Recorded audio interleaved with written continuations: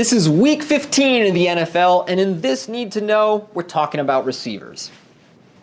Exactly who the chalk is at receiver depends which site you're playing this week. So let's talk about a few of the options that I have firm opinions on. Amari Cooper, Kenny Stills, and T.Y. Hilton.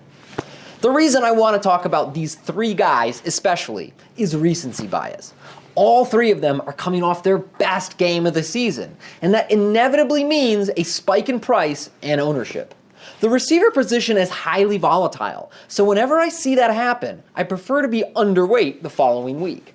One note though, they actually dropped Amari's price on FanDuel, so don't fade him too much there. The three pivots I like most this week are Julio Jones, Tyler Boyd, and Davante Adams.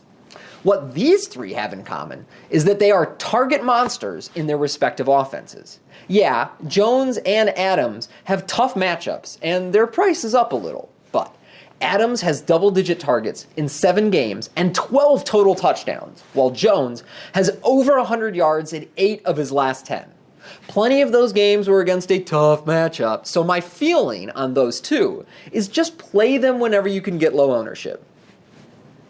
As for Tyler Boyd, I'll admit he's been underwhelming in the lead role for the Bengals, but he's up against arguably the league's worst secondary, and he's averaged nearly 8 targets a game in the weeks that A.J. Green missed.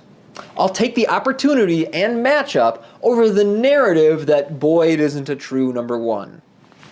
Calling out contrarian receivers always feels like a dart throw, but a couple of the guys I like this week are Corey Davis and Michael Gallo. Corey Davis remains the number one option in the Titans' low-volume passing attack, and his price has been slowly dropping for the last month. He's very cheap on FanDuel and faces a Giants defense that's worst in the league against number one receivers.